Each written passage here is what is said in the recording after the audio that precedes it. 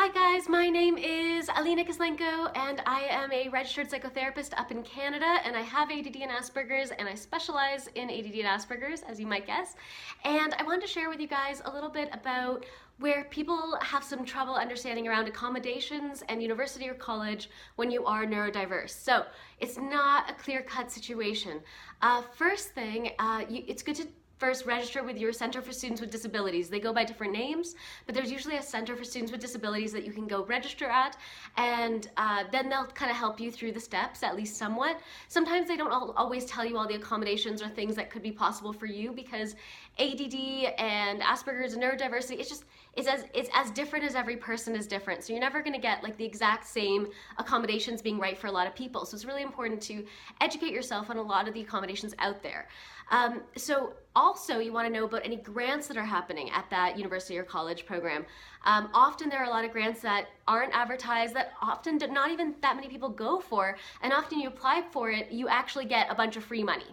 For example, in Ontario, there's something called a BSWD, so a Bursary for Students with Disabilities, and if you apply for it and you are diagnosed with ADD or Asperger's, they will pay for up to about $8,000 or $9,000 per year of just free money to give you accommodations that can pay for tutors, coaching, counseling, certain technologies like LiveScribe Smart Pen or Kurzweil, or certain kind of printers or scanners or whatever.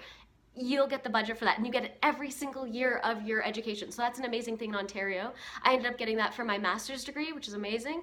And one thing about that one, you just have to make sure that you're registered with OSAP, that you are eligible for at least $1 of OSAP, and then you are eligible for that huge grant a year. But check at your own university or college. They'll have their own systems. Make sure to ask a lot of questions. Now we go on to what kind of accommodations can be helpful. Well, I know everybody is different. For me, what really helped me is in my master's I got all my textbooks scanned to PDF, which is huge, because then if you need to find something in the textbook, you can just go Control F and boom, you can right away, it like finds the exact thing somewhere in the document. So you don't have to flip through a million pages, go, where did I see that thing, where was it? So that's really helpful. Another big thing that I used was the Smart Pen, the LiveScribe Smart Pen. Or OneNote does the same thing. There's now a OneNote version that is actually totally free.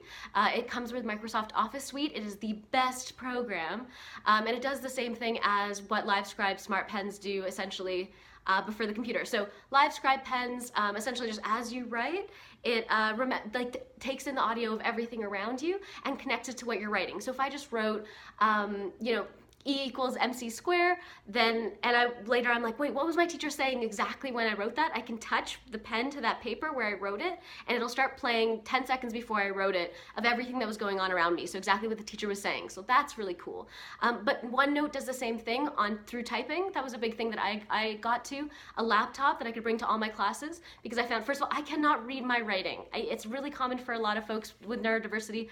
Our writing isn't so clear, partially because our hand-eye coordination and fine motor skills sometimes are a little bit compromised. So that's an important variable. Yeah, and so OneNote, the same thing. You type and you turn on the record audio function of OneNote, and it listens to everything happening around you as you're typing. So you don't have to re-listen to a whole lecture and go, oh, I think somewhere in the middle this teacher mentioned something, and then it's really hard to find and very overwhelming when you have neurodiversity. Instead, you just tap your mouse to that thing that you wrote, and it starts playing again, same thing, within a couple seconds of when you wrote it. It's amazing, and most people don't know about it, and it's free. Oh my god, so use it. So it's called OneNote. Try to get the most modern, like the most recent version. So that's something that was really important. Also, I had funding to get tutors. So before, in my undergrad, I was like essentially failing out, having a lot of trouble really keeping up. In my master's, I was able to get, through the funding, I had a tutor that I would meet every week, and it's not even that they would teach me things so much as just I would talk to them, and we'd interpret all the assignments together, because often with neurodiversity, you have very creative interpretations of instructions. So it's not like we're trying not to follow instructions, but for example, if an assignment is written really unclearly, we're most likely to totally misinterpret it and go with something that makes no sense. So it's so cool. So my tutor would help me interpret like every line of the assignments, and then help me brainstorm ideas that would match that. And then I'd go off for the week. I'd have my very specific tasks that we'd go. So we'd break down those assignments to a lot of little pieces. and then I'd go and I'd meet with the tutor next week, and we'd check in, how did I do, where were my problems, and again, we'd work on like the next question in the assignment, or essentially essays. In my master's, many essays, and I have learning disabilities around writing and reading, so that was really hard, but I ended up graduating just about in the top of my class. So it's really, really possible. That was an important thing. Also, something I found incredibly helpful is I would go to class, and first time, like I would almost do class 2 times every time, which is kind of a weird concept, and people would think maybe you'd lose time, but it saved me so much time in studying. And it would look like this. I'd go to a class, and I would just sit in on it. I'd maybe write a tiny amount, because when I'm writing, I'm not listening, so that created a problem. So I'd sit in class, and I'd just take in everything around me, write some little headings with my LiveScribe Smart Pen or OneNote, make little headings on my computer, and then I'd go home later, and now having the overview of generally where the teacher was going, what we were generally talking about, I would then re-listen to the whole class, but this time in a place where I could take breaks. I had muffins or food and drinks, like everything was ready. I could, do exercises in the middle. I could call a friend when I'm bored. And essentially I'd go through the entire lecture again, but this time making a mind map out of it. So I used mind map software. There was one software that I used called iMindMap, which I found quite helpful. So that's something worth Googling. But if you just look up free mind map, online, you'll find so many good ones, and everyone is different, so you want to find one that's really right for you. I liked iMindMap. Anyway, and so I'd go through the whole lecture and make sure I wouldn't go past, I'd pause until I could figure out what the teacher just said, where does it go on my huge mind map of the class, of everything that I have been learning. It was because, if you're in a class, when the teacher teaches you things, it's not just one-off. It's not just I'm going to teach you this, and then this other thing that totally isn't related, and this other thing that isn't related. Theoretically, actually, everything the teacher is teaching you is related to every other thing the teacher is teaching you. So that's a really important thing to know. So that's what I would understand as I would go through each thing, and I wouldn't go further until I added it to my mind map.